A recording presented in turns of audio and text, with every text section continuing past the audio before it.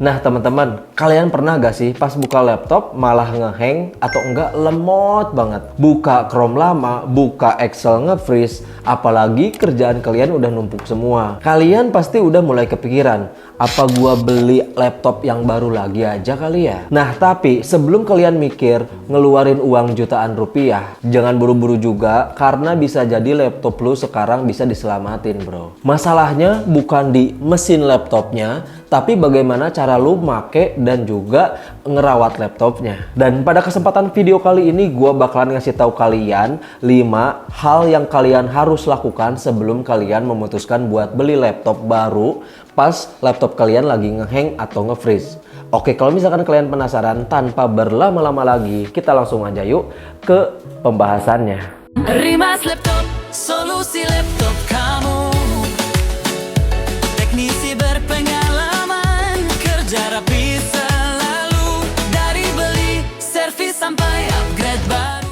Nah teman-teman, hal yang paling pertama yang harus kalian cek adalah file dan juga beberapa software yang nggak penting. Karena setiap kali lu install software yang lu pikir bakal kepake, tapi ujung-ujungnya malah nggak pernah dipakai, itu makan space dan juga kadang nyala otomatis di background. Semakin banyak yang nyala, semakin berat di sistem. Coba sekarang lu buka control panel, program, uninstall a program. Lihat satu-satu tuh, mana aja yang udah nggak kepake, uninstall aja. Termasuk beberapa file gede di drive C. Kayak video lama, installer yang udah nggak dipakai, atau backup yang udah numpuk. Karena drive utama yang penuh bisa bikin performa anjlok banget.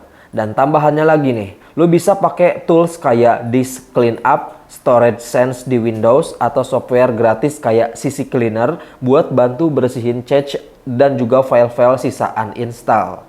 Dan yang kedua, coba lu perhatiin pas kalian buka laptop atau nyalain laptop, apakah laptop kalian nge-lag atau lama banget bootingnya. Itu pasti ada beberapa program yang nyala secara otomatis. Maka dari itu, hal yang harus dilakukan yaitu Task Manager.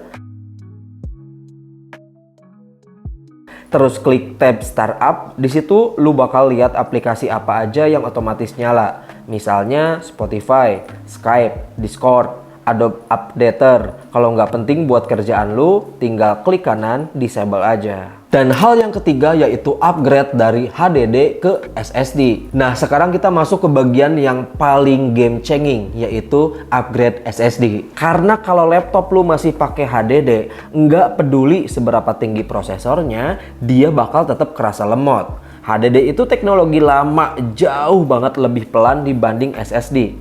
SSD itu bikin semua proses jadi lebih cepat. Booting, buka aplikasi, transfer file, semua kerasa bedanya. Di tahun-tahun sekarang SSD itu udah lumayan murah kok. Dimulai dari 256 GB, sekitar harganya itu 300 sampai 400 ribu aja.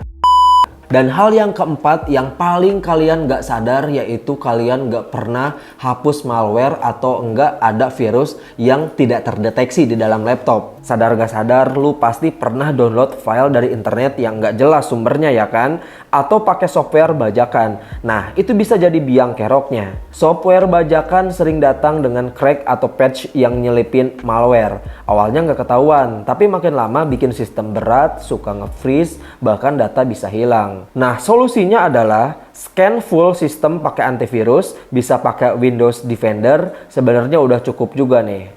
Terus kalau lu mau lebih advance, pakai Malwarebytes buat bersihin malware tersembunyi.